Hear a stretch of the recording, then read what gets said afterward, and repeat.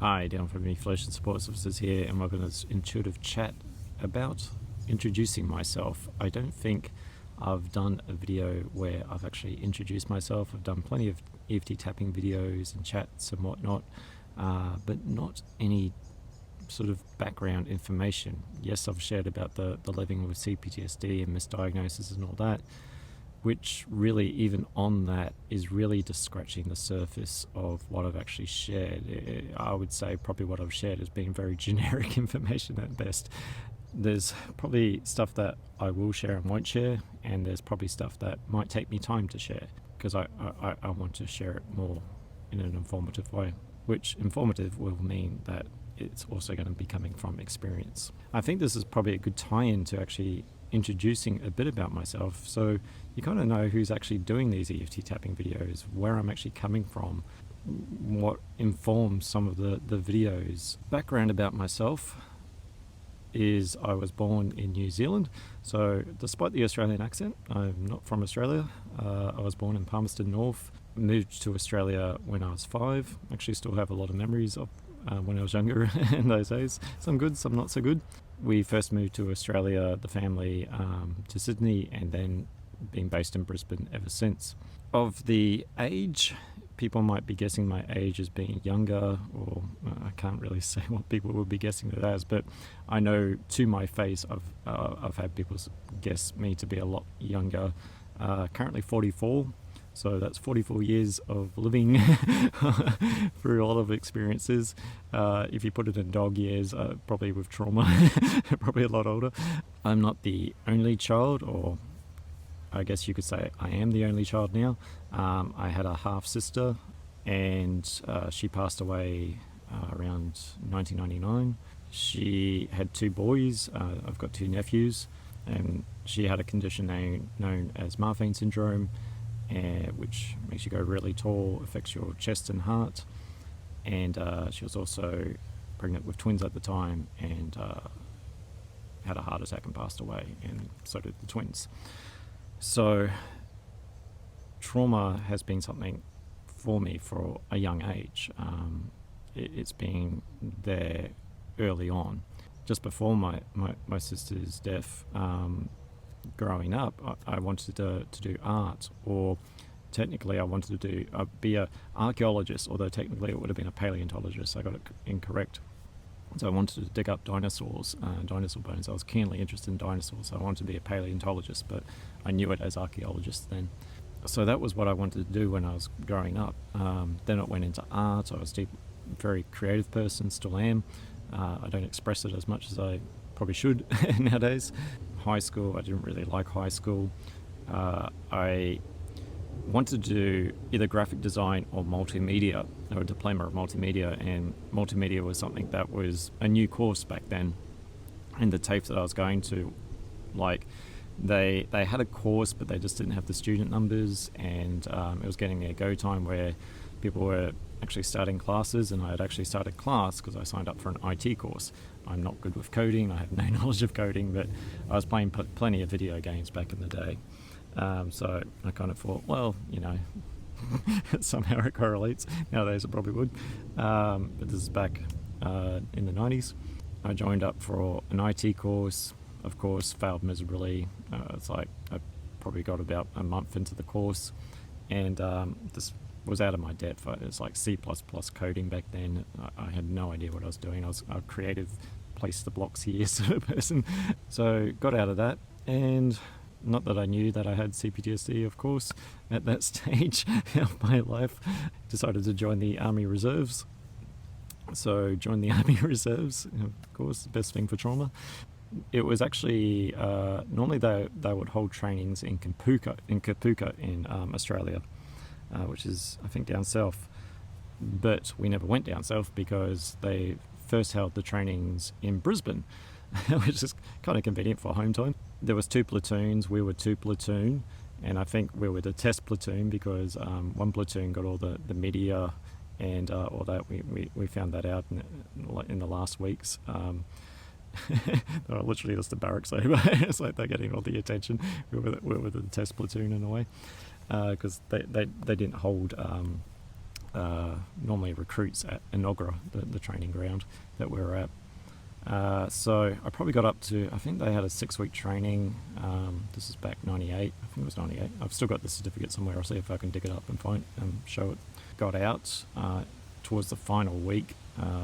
It wasn't a good experience for me. Probably the worst person to be in the military. Yeah, got out of that, and and then like not long after, my sister passed away, and so did the twins, which also was around not long after that. The diagnosis, the misdiagnosis, has started to roll in, because that's when I started seeing psychologists. Work-wise, it was hard for me to actually get into work because I was big into playing video games. I mean, nowadays with esports and all that, it'd be perfect, but none of that back in the day.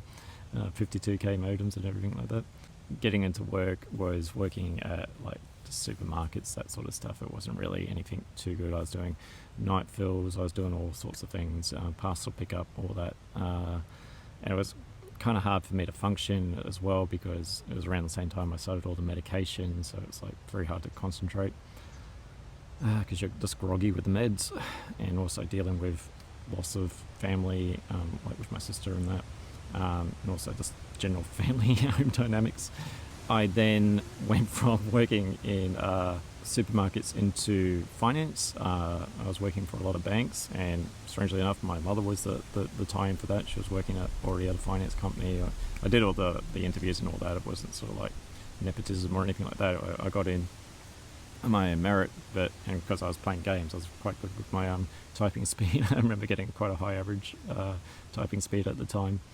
So I was doing finance work there for quite some time, got made redundant for the first time because they moved all the operations down to Sydney, did a lot of data entry jobs, once again just because I'm good with computers.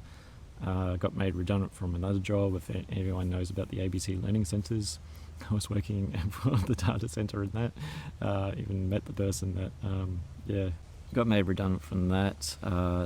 Worked as a wardie for a couple of years in a private hospital, and it was actually really good because it's like the wardies they're rough as guts people, but they're very genuine people, so you knew where you stood, and they had hearts of gold. So, but it was 2 years of doing night shifts. In that time, I'd also started up doing Shaolin Kung Fu. The school is the official representatives of Shaolin in I think Australia. So with that, you actually can go to China and train with the Shaolin monks, and we also train with other masters. So went over in 2003 and then went back again in 2008. 2008 tour was good because we competed in the International Wushu Olympics, so I got to represent Australia as a Kiwi. And I did Baji train. I think I came about 9th. But we trained with different masters around, and even went to Wudang, where Taoism originated from, and trained there. Actually, the teacher we teach with, I know, I'm really bad with the name, but he's actually on YouTube as well. He's got a channel. Yeah, so that was a really good experience. And the Shaolin Kung Fu was a good, getting away and building my body, and just basically getting away from home in a way. I had the experience of martial arts. I had all the experience of life experience. My martial art teacher, because I was looking at getting out of banks and all that, I was good with people, of course, even back then. And my martial art teacher suggested support work. I think I would have to have been unemployed at that time, because Centrelink, which is kind of like not sure what it would be. It's kind of like the government funds you to basically find work, or pays you like what Australians would call a dole. It's like a pension payment while you find work. They had the Learn and Earn scheme, and I got certified through them in Community 3 in community services, and I did a placement at an organisation which I'd then go later to work with, in a really great team. And then towards the end, they actually offered me a Cert 4 in disability, which was free of charge. They liked what I was doing at that organisation, that I was actually showing interest in the course, because a lot of people were just there to another means to earn money, to not find work. So yeah, and then I wanted to go into mental health because at that stage I'd gotten the diagnoses for like the schizophrenia at that time, and then it changed to schizoaffective, and I've talked about this in other videos. So I wanted to go into specifically mental health, not so much disability, more mental. And I did do that for 10 years. So my bulk of experience when it comes to mental health work, and probably the way I know what I know, is that I was exposed to a great deal of clinical frontline support work. I've worked for government, non-government organisations. I've worked 24-hour transitional care, so staying overnight, supporting people experiencing a mental illness. I've worked with people exiting out of correctional facilities. I've worked with people exiting out of medium secure, for lack of a better term, like long-term mental health institutional care. I've worked with community support, individual support. Basically, you name it, I've done it. I've worked with clinical staff. A lot of what I know is from first-hand experience. So if there's things I'm saying in the channel, like, for example, a lot of people get into mental health support work or mental health or psychiatry or whatever, mainly because they have an experience, a personal experience or a family experience of that. So it's a way of almost somehow dealing with their own or dealing with others in a way of dealing with their own. And how I know that is just through my exposure to a great deal of people working in that industry and talking to them and their backgrounds. I've of course worked with people experiencing suicidal ideations and actually had to put that into practice. It's never easy. Alcohol and drugs, all that sort of stuff. So what would seem probably, and I do come across this where it's like this young, naive person, there is actually a lot of years of experience that is being practically put into to play. And even from my own personal experience of my own childhood trauma, I know firsthand what is actually happening for this person, sort of thing. Like I'm not reading it from a textbook or just assuming or like telling the person to get over it, sort of thing. I've been there on the front lines of practically helping them through this. Of course, domestic violence, supported people through that. That's never easy as well. I've done things where brought in my creative element into the support work, where there was a time where I was running a creative writers group for a centre for people with mental health. So it was a way of them expressing their feelings, but in a creative way, because when we do it first person, it's journaling, and it also becomes a form of therapy. So it was my way of doing it. The Queensland Writers Centre actually was interested in the program. They flew me up to Bundaberg to speak with another organisation to get it going, but never worked out. Writing is another thing that was big in my life, because I was big into creative writing myself. I published books, spoke at the Brisbane Writers Festival with a writers group, and was attending writers groups quite regularly. I was in a newspaper for one of my books about mental health. I was spoken publicly at a mental health event. It was called Sanity. Yeah, so I've had plenty of exposure to speaking publicly, so that's probably why it comes easily for me to speak like this or to do live events. When I first started doing EFT tapping videos for the company, for Eflotion, was all live, because I found it easier than pressing record, because then the perfectionist element comes out. It's like, what if I said it this way? And also with scripting, sort of thing. It's like, initially when I started doing EFT tapping videos, I thought, I could script it all out, sort of thing. It's like, then I'd know what I'm saying, keep on track. I spent more time with the script than actually doing the videos, so I just spoke off the cuff. So none of the videos are scripted. It may seem that way, but I don't know how to buy a teleprompter or function a teleprompter or even stick to the teleprompter. For example, this video actually had bullet points. The bullet points are currently at home because I forgot to bring them. I'm not good with lists, and me sticking to a list is very hard because I'll go abstract or into metaphor land. And yeah, and speaking of metaphors or the INFJ stuff I've talked about, where it was a way of understanding myself. I don't really play into the, wow, it's the 1% sort of thing. It's like I'm some sort of magical thing. It was just sort of like, well, that kind of makes sense of why I'd be thinking the way I was. But then again, you could probably explain that through other ways as well. So I don't get too attached to it. A lot of my formative years and even my working experience, and I'm still actively a support worker because that's part of the Aflotian Support Services, part of the job that I tacked on. For me to actually work one-on-one with a person in EFT tapping, you've got someone that has been through the minefields, has actually both on a working part and on a personal part, and has not only just walked through the minefields, has chosen to go, there's someone suffering back there, I'll go walk back into the minefields and help them through.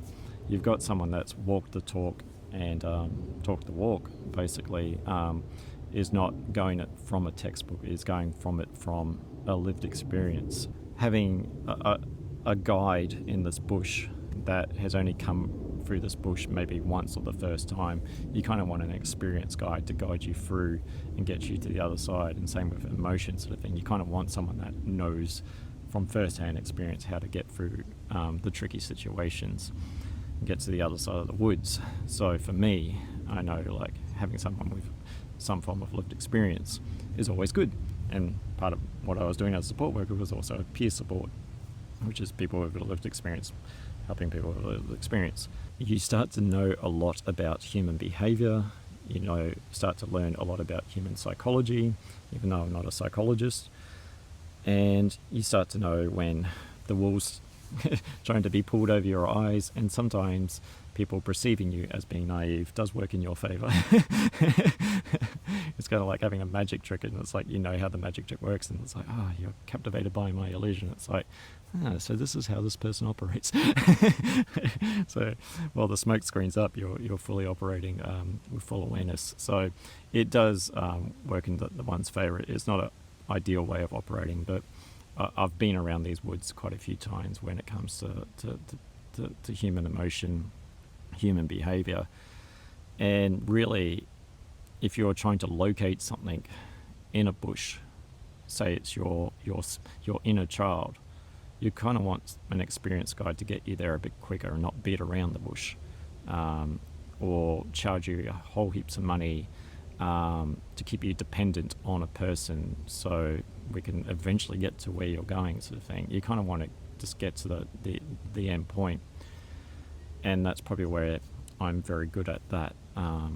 I hit the nail on the head a bit too well, mostly to the detriment of myself, because people aren't ready for that sometimes, and there's a bit of pushback. But yeah, I tend to get to the core of things a bit quicker, whether I'll actually lead you to that, because with trauma, you don't want to expose someone to the trauma straight away. There's a lot of energy, and what I mean by energy, not in the woo-woo sense, but in the like fight, flight, freeze sense, like when we want to have our say, but we feel all this tightness in our body, or we want to run away, and there's all that active energy. That's what I'm meaning by energy. And if we go at it too quickly, then you get overwhelmed, you go into a trauma overwhelm. So yeah, that's why it's good to slowly ease away from it. So I even have that knowledge because I have had a trauma overwhelm. I've experienced that, which is another thing that I'll probably talk about at some stage.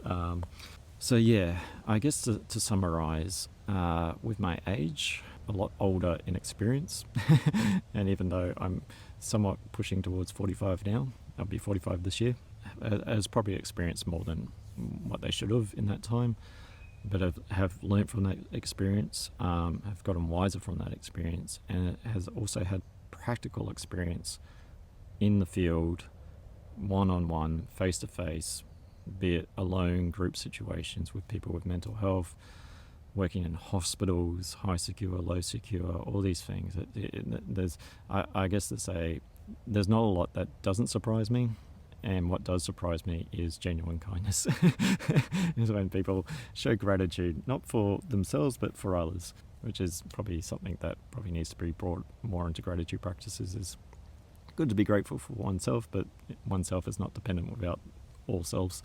Basically a person that has walked these emotional woods quite a bit, not afraid to go into the dark parts of the woods, not afraid to help you along that journey to find yourself again, what you are, and not what you're perceived to be or be in relation to others, or even what you want to be, because what you want to be might be different to who you truly are. And the only way to know that is to start to release some of that, the fear that blocks us from finding ourselves again.